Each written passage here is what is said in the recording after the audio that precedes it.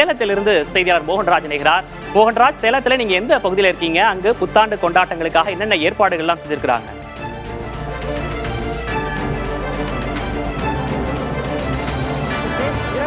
2025ஆம் ஆண்டு நிறைவடைந்து 2026ஆம் ஆண்டு பிறக்க உள்ளதையொட்டி அதனை வரவேற்கும் விதமாக சேலத்தில் மக்கள் மிகுந்த உற்சாகத்தோடு தற்பொழுது புதிய பேருந்து நிலையம் எதிரே கொண்டாட்டத்தில் ஈடுபட்டிருக்கிறார்கள்.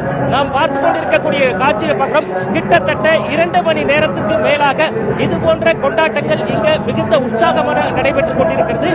டிஜே இசை ஒலிக்க அதற்கு ஏற்றாற் போல் இளைஞர்கள் இளைஞர்கள் என பலதரப்பினரும் குடும்பத்தோடு இங்கே அதாவது மிகுந்த சந்தோஷத்தோடு இங்கே நடனமாடிக்கொண்டிருக்கக்கூடிய காட்சிகளை பார்க்கிறோம். இதனை பார்க்கும் பொழுதே கடந்த கால அந்த துன்பங்கள், துயரங்கள், சோகங்கள் அனைத்தையும் ஒதுக்கி வைத்துவிட்டு வரக்கூடிய ஆட்டை மிகுந்த உற்சாகத்தோடு வரவேற்கும் விதமாக இந்த கொண்டாட்டங்கள் நடைபெற்று வருகின்றன அப்படிங்கிறத நம்மளால புரிஞ்சுக்க முடியுது. இங்க இருக்க இந்த கொண்டாட்டத்தில் பங்கேற்க பல தரப்பினர் நம்மகிட்ட இருக்காங்க. அவங்க பேசுவோம். இந்த வருஷம் புத்தாண்டு உங்களுக்கு எப்படி இருக்கு? வரக்கூடிய ஆண்டு எப்படி இருக்கணும்னு நினைக்கிறீங்க?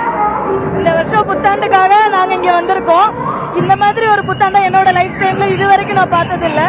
இந்த வருஷம் 2026 எனக்கு மட்டும் இல்ல, எல்லாத்துக்குமே ரொம்ப நல்லா இருக்கும்னு நினைக்கிறேன். எல்லாத்துக்கும் ஹாப்பி நியூ இயர்னு ரொம்ப சந்தோஷமா சொல்றோம். இந்த மாதிரி ஒரு புத்தாண்டை என் லைஃப் டைம்ல இது வரைக்கும் நான் செலிப்ரேட் பண்ணதில்ல. ஃபர்ஸ்ட் டைம் நாங்க ரொம்ப ரொம்ப என்ஜாய் பண்ணி இந்த புத்தாண்டை செலிப்ரேட் பண்ணிட்டு இருக்கோம். நன்றிமா. இவங்க சொன்னது போலவே ஒவ்வொருத்தருமே பார்த்தோம் அப்படின்னாக்கா இங்க தங்களோட மகிழ்ச்சியை ரொம்பவே உற்சாகமா கொண்டாடிக்கிட்டு இருக்காங்க. பலதரப்பட்ட மக்கள் இருக்காங்க. நான் ஏற்கனவே குறிப்பிட்டிருந்தேன். அந்த வகையில இப்போ இங்க இருக்கக்கூடிய பெண்கள், அதாவது மிகுந்த உற்சாகத்தோடு நடனம் ஆடிக்கொண்டிருக்கக்கூடிய பெண்கள் இந்த ஆண்டு புத்தாண்டை எந்த அளவுக்கு வரவேற்கிறாங்க அப்படிங்கறத அவங்க கேட்போம். இந்த வருஷம் புத்தாண்டை நீங்க எப்படி செலிப்ரேட் பண்றீங்க? இந்த வருஷம் இந்த செலிப்ரேஷன் எப்படி இருக்கு? இதுக்கு முன்னாடி இது போல பண்ணிருக்கீங்க? இதுக்கு முன்னாடி இந்த மாதிரி பண்ணதில்லை. இதுதான் ஃபர்ஸ்ட் டைம். நீங்க பார்ட்டி முடிச்சதுக்கு அப்புறம் நெக்ஸ்ட் கோவிலுக்கு போலாம், அந்த மாதிரி பிளான். அதாவது நம்ம இங்க இருக்கவங்க சொன்னது போல ஒரு மகிழ்ச்சிக்கு குறைவில்லாத ஒரு கொண்டாட்டமாக இந்த 2026 பிறப்பு இன்னும் 1 மணி நேரத்தில் அதற்கான தருணம் வர இருக்கிறது. அதனை வரவேற்கும் விதமாக இங்கே ஆட்டம் பாட்டம் கொண்டாட்டம் என மக்கள் மிகுந்த உற்சாகத்தோடு இருக்கிறார்கள். இங்கு மட்டுமல்ல, சேலத்தில் பல இடங்களில் இது போன்று ஏற்பாடுகள் செய்யப்பட்டிருக்கிறது. ஒவ்வொரு இடத்திலும் கட்டுக்கடங்காத கூட்டம் என இந்த கொண்டாட்டத்திற்கு குறைவில்லாத ஒரு விஷயமாகத்தான் இங்கே இருக்கிறது.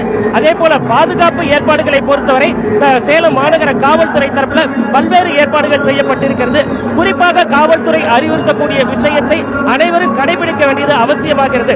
மது அருந்துவிட்டு, அதாவது புத்தாண்டு கொண்டாட்டம் அப்படிங்கிறது மிகுந்த மகிழ்ச்சியான தருணம். அந்த தருணத்தில் மது அருந்துவிட்டு வாகனங்கள் ஓட்டும் போது ஏதேனும் விபத்துகள் ஏற்பட்டு அசம்பாவிதங்கள் நடக்கலாம். அப்படிங்கிறதுனால மது அருந்துவிட்டு வாகனங்களை இயக்க வேண்டாம் என்று தொடர்ந்து காவல்துறையினர் அறிவுறுத்தி வராங்க. அதற்கிடையே தான் இது போன்ற கொண்டாட்டங்களும் களை கட்டி இருக்கிறது. மோகன்ராஜ், உற்சாகம் கரைபுரள அங்கு இளைஞர்கள் கொண்டாட்டத்தில் ஈடுபட்டிருக்கக்கூடிய அந்த காட்சிகளையே நம்ம பார்க்கிறோம். ஏராளமான இளைஞர்கள் இருக்கிறார்கள், பெண்கள் இருக்கிறார்கள். புத்தாண்டை வரவேற்பதற்காக அவர்கள் ஆர்வத்தோடு இருப்பதையும் நம்மளால பார்க்க முடியுது. சேலத்துல இன்னும் பிற பகுதிகளிலும் இதே மாதிரி கொண்டாட்டங்கள் இருப்பதாகவும் நீங்க குறிப்பிட்டிருந்தீங்க. அதே போன்று கோயில்கள்ல சிறப்பு வழிபாடுகளுக்கு சேலத்துல ஏற்பாடு செய்யப்பட்டிருக்கா? அது குறித்த விவரம் இருக்கா உங்கள்கிட்ட?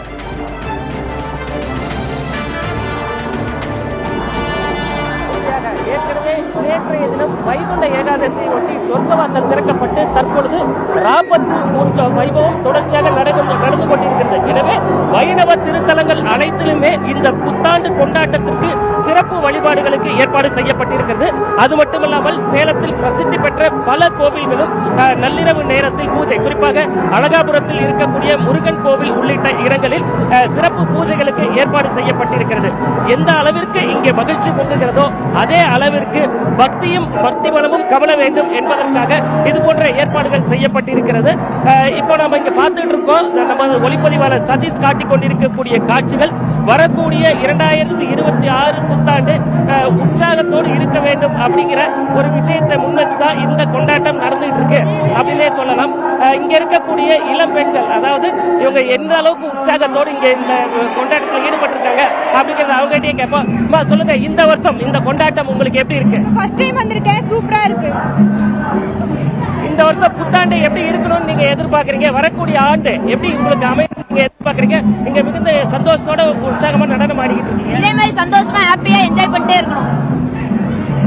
விக்னேஷ், நீங்க பார்த்திருப்பீங்க, இங்க இருக்கக்கூடிய இளம் பெண்களும் மிகுந்த பாதுகாப்போடு, அதாவது ஆண்கள் பெண்கள் இருக்கக்கூடிய இந்த இடத்துல வந்து மிகுந்த கட்டுப்பாடோடு இந்த நிகழ்ச்சி இங்க நடந்துட்டு இருக்கு.